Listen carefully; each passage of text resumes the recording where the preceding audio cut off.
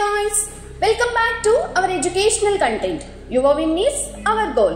Polytechnic lo ఏ college చూస్ చేసుకోవాలి and next A branch చూస్ చేసుకోవాలి, డిప్లొమాలో branches అంటే కోర్స్ అనేది తెలుసుకుందాం. అందరికీ మాక్సిమం ఉన్న ఒకటే డౌట్ ఏంటంటే గవర్నమెంట్ కాలేజ్ చూస్ చేసుకోవాలా లేదా ప్రైవేట్ కాలేజ్ చూస్ చేసుకోవాలా అని. ప్రెసెంట్ ఉన్న సిచ్యువేషన్ లో స్కిల్స్ నేర్పించే కాలేజ్ ని చూస్ చేసుకోవాలి. అది గవర్నమెంట్ అయినా అవ్వచ్చు, ప్రైవేట్ కాలేజ్ అయినా అవ్వచ్చు. బయట ఏ కంపెనీ అయినా సరే స్కిల్ కి మాత్రమే ఇంపార్టెన్స్ ఇస్తుంది. బేసిక్ పాస్ పర్సంటేజ్ అయితే ఉంటే చాలు. మొత్తం ఆంధ్రప్రదేశ్లో 319 పాలిటెక్నిక్ కాలేజెస్ ఉన్నాయి. అందులో గవర్నమెంట్ కాలేజెస్ వచ్చేసరికి 80 ఉన్నాయి, ప్రైవేట్ కాలేజెస్ వచ్చేసరికి 239 ఉన్నాయి. వీటిలో గర్ల్స్ కాలేజెస్ 24. ఇక్కడికి ఒక చిన్న నోట్, ఈ ఇన్ఫర్మేషన్ అనేది అఫీషియల్ ఇన్ఫర్మేషన్ అయితే కాదు. So sharp and education staff కొన్ని రిఫరెన్సెస్ తీసుకుని చేసినవి అండ్ ఆల్రెడీ చదివిన వాళ్ళ దగ్గర నుంచి తీసుకునే ఇన్ఫర్మేషన్.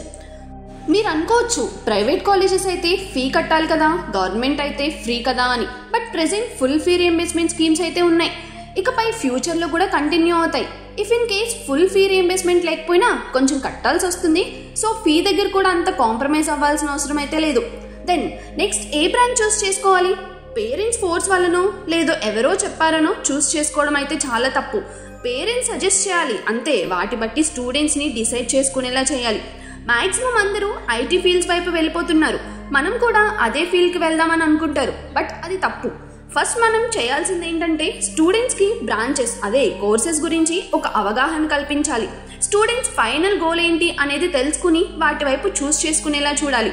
అదేంటి వాళ్ళు చిన్నవాళ్ళు, వాళ్ళకి డెసిషన్ తీసుకునే ఏజ్ కూడా లేదు అని అనుకోవచ్చు. అదే వాళ్ళ ఇంట్రెస్ట్ గురించి తెలుసుకుని దెన్ వాటికి తగినట్టుగా చూస్ చేసుకునేలా చేయాలి. ఐటీ ఫీల్డ్స్కి వెళ్తే బెటర్, బట్ వాళ్ళకైతే ఓన్లీ ఐటీ ఫీల్డ్ వైపు మాత్రమే వెళ్ళగలరు. నాన్ ఐటీ బ్రాంచెస్కి చాలా ఆప్షన్స్ ఉంటాయి.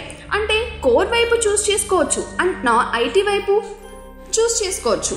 అదేంటి ఐటీ అయితే స్ట్రాంగ్గా ఐటీలో మూవ్ ఆన్ అవ్వచ్చు అంటే ఏ టైంకి ఐటీ ఫీల్డ్ ఎలా ఉంటుందో ఎవ్వరూ చెప్పలేరు. ఇది జస్ట్ మా ఒపీనియన్ మాత్రమే. సో మీ డెసిషన్ మీ ఇష్టం, వాటి బట్టి ఆలోచించండి.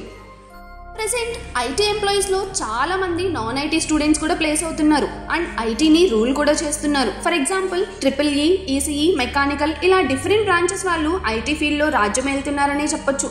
వన్ థింగ్, కాలేజ్ చూస్ చేసుకోవడం కాదు, మనం మెయిన్గా బ్రాంచ్ని చూస్ చేసుకోండి.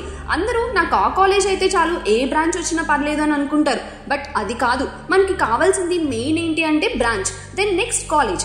సారీ గాయస్, ఈ వీడియో కోర్సెస్ని సజెస్ట్ చేయాలి అనేం లేదు, ఎందుకంటే అది మీ ఫ్యూచర్, మీరే చూస్ చేసుకోవాలి. అది డిపెండ్స్ ఆన్ యువర్ ఇంట్రెస్ట్ బట్టి చూస్ చేసుకోండి. ప్లీజ్ సజెస్ట్ చేయండి అంటే కామెంట్ చేయండి, దాన్ని బట్టి వీడియో చేస్తాం.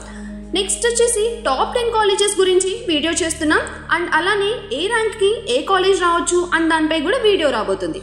సో ఛానల్ని యాక్టివ్లో పెట్టుకోండి. Bye guys.